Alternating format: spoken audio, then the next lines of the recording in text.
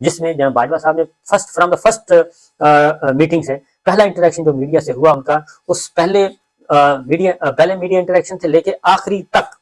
پہلے سے لے کے آخری تک 6 سالوں میں جتنی دفعہ بھی میڈیا کے لوگ ان سے ملے، وہ انڈیویجول ملے، ون آن ون ملے، یا گروپ کی شکل میں ملے، یا بڑے گروپ کی شکل میں ملے، ہر میٹنگ میں جنرل باجوہ صاحب کے جو ٹاکنگ پوائنٹس تھے ان میں سے ایک پوائنٹ یہ ہوتا تھا،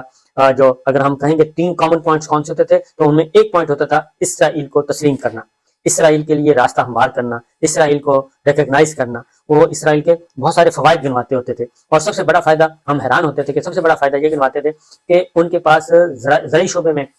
بہت زیادہ ان کے پاس کیپیبلٹی ہے، تو یہاں پہ وہ آ کے زراعت کے شعبے میں بہت انقلاب لا سکتے ہیں۔ اور جبکہ میں ذاتی طور پہ جانتا ہوں NARC میں کورین بیٹھے ہیں، اور وہ ایک طویل عرصے سے بیٹھے ہیں۔ ان کے ساتھ جب میری لاسٹ پاکستان چھوڑنے سے پہلے کی بات ہے، ان سے ملاقات ہوئی تو انہوں نے خود ہمیں وزٹ کروایا، اور انہوں نے کہا کہ ہمارے اس ایشو کو اٹھائیں کہ ہمیں یہاں لا کے بٹھایا ہوا ہے، لیکن ہمیں کام کوئی نہیں کرنے دیا جا رہا، نہ ہم سے کام لیا جا رہا ہے، نہ کرنے دیا جا رہا ہے، ورنہ تو ہم یہاں پہ بہت کچھ کر سکتے ہیں۔ چائنا ہمارا پڑوسی ملک بیٹھا ہے، وہ آپ کو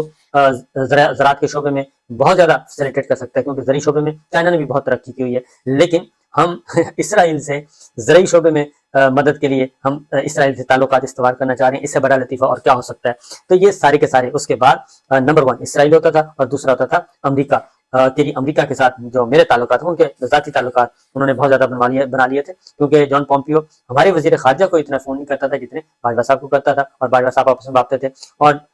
بلنکن جو ہیں موجودہ وزیر خارجہ، ان کے بھی باجوہ صاحب کے ساتھ براہ راست گفتگو ہوتی تھی، جبکہ دفتر خارجہ کو اور وزیر اعظم ہاؤس کو 100% اگنور کیا ہوا تھا۔ تو یہ سارے کا ایک پیرالل نظام چلایا ہوا تھا، تو اس لیے بہت سارے حقائق موجود ہیں، بہت ساری حقیقتیں موجود ہیں کہ عمران خان صاحب واحد وہ رزسٹ کرتے تھے، اور جو ہم باجوہ صاحب سے مل کے آتے تھے وہ کہتے تھے اسرائیل اسرائیل اسرائیل، ہم ادھر آتے تھے تو ہم سمجھتے تھے کہ شاید آپس میں انڈرسٹینڈنگ ہے، اور کوئی پالیسی ایک قومی پالیسی کے طور پہ اس کو نیشنل پالیسی چینج ہو رہی ہے، فارن پالیسی میں یہ ٹوسٹ آ رہا ہے۔ لیکن